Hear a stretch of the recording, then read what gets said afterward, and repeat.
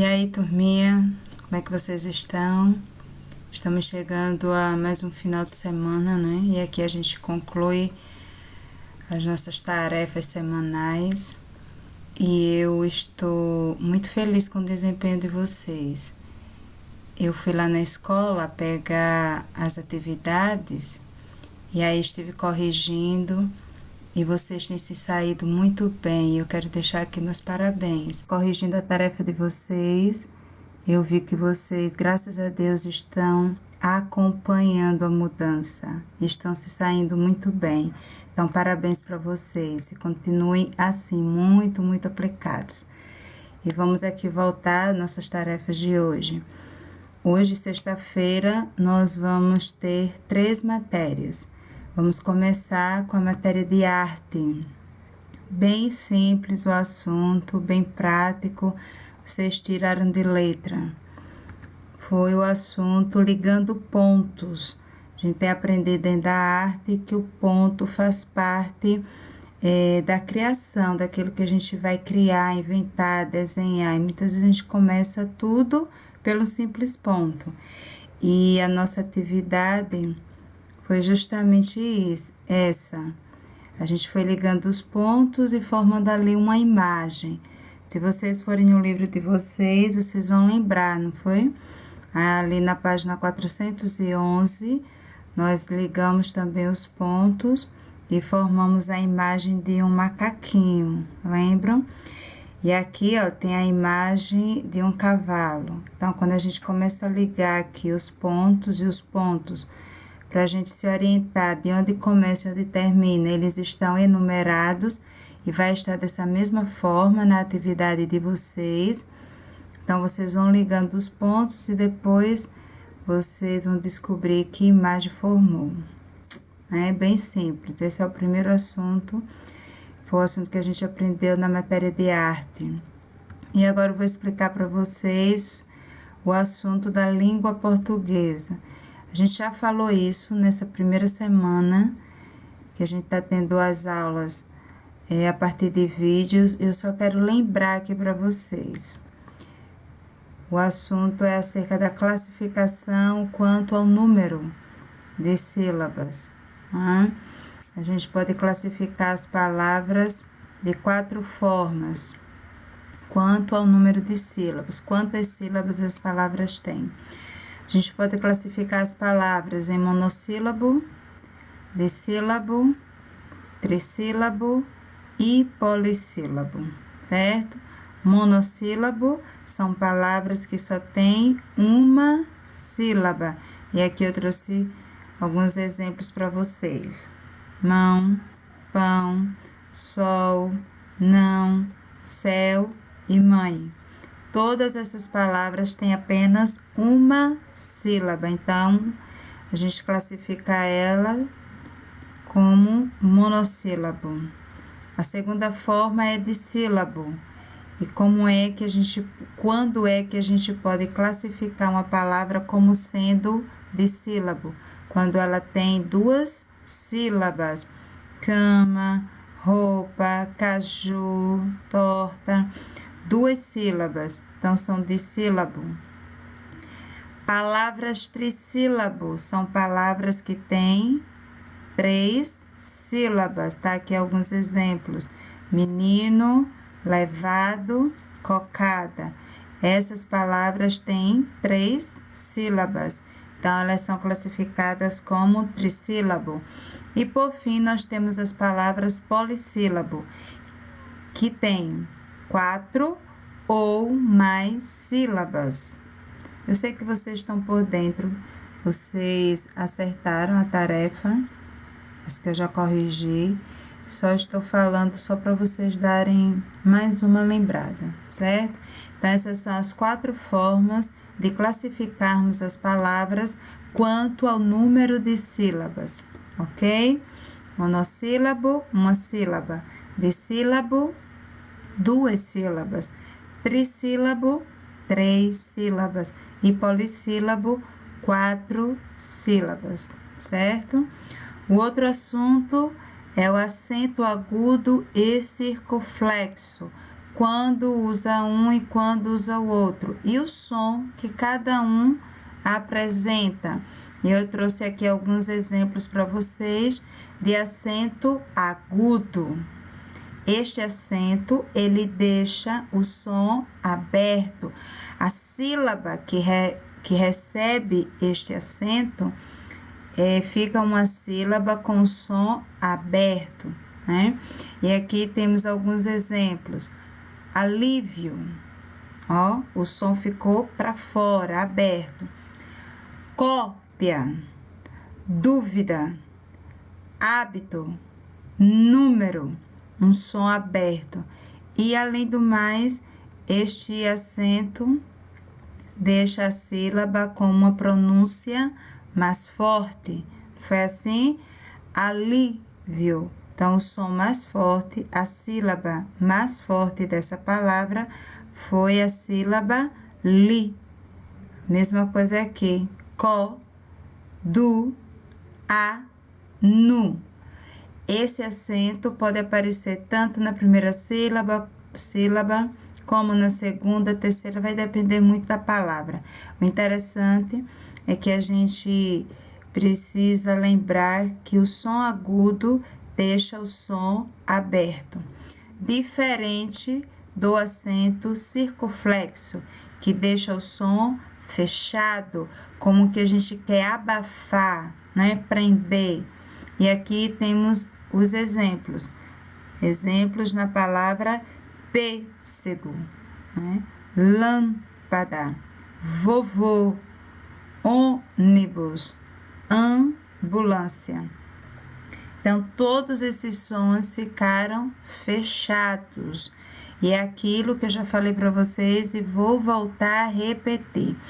Quanto mais vocês lerem palavras acentuadas, mais vai ficar memorizado na mente de vocês as palavras que têm acento e qual é o acento, certo? Então, não devem se incomodar com a repetição.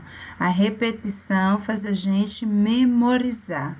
Então, vão lendo e cada vez que eu pedir para vocês acentuarem, leiam com atenção e vocês vão percebendo que aquela palavra vai ficar gravada na mente de vocês. Quando vocês olharem, por exemplo, a palavra pêssego, vocês automaticamente vão saber que acento e onde colocar o acento. A repetição vai ajudar nesse sentido, tá certo? Agora eu vou explicar para vocês a matéria de matemática, o assunto que está na tarefa de hoje. E o assunto é o números romanos, né? Como foi que os romanos criaram ali o seu sistema de numeração para poderem identificar a quantidade. E aqui eu só estou lembrando para vocês. Eles usaram a figura de algumas letras. Nós temos aqui a letra I, nós temos a letra V, nós temos a letra X, temos a letra L, nós temos a letra C, a letra D e a letra M, ok? Essas foram as letras que os romanos utilizaram para escrever os seus números. E novamente eu repito, observem que cada letra só está repetida até 3 vezes, certo? E quando uma letra menor é colocada à esquerda da letra, ela subtrai o valor, diminui, tira. E quando a letra menor é colocada à direita, ela aumenta, adiciona, certo? Então, por isso aqui, olha, nesse exemplo que eu estou mostrando para vocês, o I, antes do V, tirou um ponto do V, porque o V vale 5. O I colocado antes, ele tira, subtrai, diminui. Por isso que fica o número 4. Já aqui no número 6, quando a gente coloca o I à direita, ele vai adicionar o valor, aumentar a quantidade. O V é 5, mas como o I está à direita, somando dá 6. Então, aprendendo essas regras, vocês vão saber identificar qualquer número, ok? E aqui, novamente, eu deixei para vocês a tabela. O próximo assunto que vai estar na tarefa de vocês é o material dourado, né? Esse material ajuda para que a gente consiga fazer grandes somas de forma mais rápida. E nós temos aqui os exemplos. Nós temos um cubo, né? E o cubo, ele vale 1000. Tá aqui. O cubo vale 1000. A placa vale 100. Esse aqui vale 10 e cada pontinho desse vale 1, que é a unidade. Então, a gente vai juntando e fazendo as somas de forma mais prática, não é assim? Ao invés de a gente colocar os números, a gente vai somando de uma vez. E aí, a gente descobre o resultado de forma mais rápida.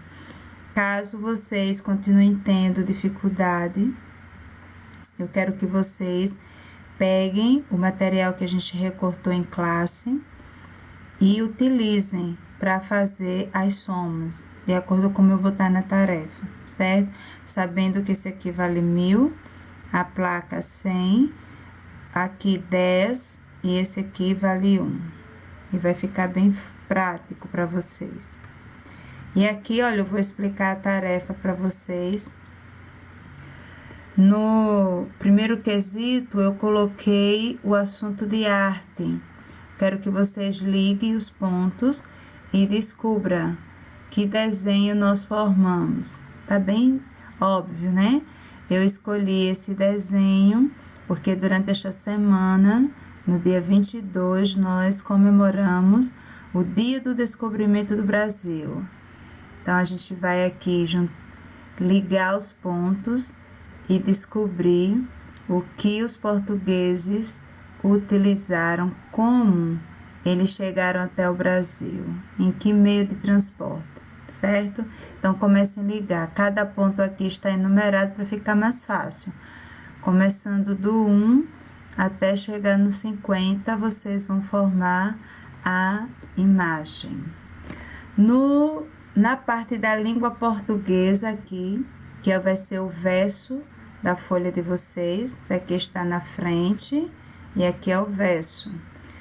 Na língua portuguesa, a primeira questão, eu estou pedindo para vocês escreverem as palavras na coluna certa. Nesse retângulo, eu coloquei várias palavras e essas palavras têm toda a quantidade de sílaba. Eu quero que vocês escrevam no lugar correto. As palavras que só têm uma sílaba, aqui na coluna, monossílabo. As palavras que têm 2 sílabas, na coluna dos dissílabos. Palavras com 3 sílabas, na coluna dos trissílabos. E palavras com 4 ou mais sílabas, na coluna dos polissílabos. Bem simples. No número 2 da língua portuguesa, eu quero que vocês escrevam 4 palavras. 4 palavras com acento agudo e 4 palavras com acento circunflexo, ok? Observem o som e vocês vão descobrir o acento correto. Eu quero 4 de cada. 4 com acento agudo e 4 com acento circunflexo. E logo abaixo aqui nós temos a matéria de matemática. E no primeiro quesito eu estou pedindo para vocês transformarem os números cardinais em romanos. Como é que eu escrevo o número 29 em números romanos? Então, você vai olhar lá na tabela, caso seja necessário, e escrever aqui quais são as letras que formam o número 29. como eu formo o número 347 e todos eles. Ele está em números cardinais e você vai escrever em números romanos. No segundo quesito,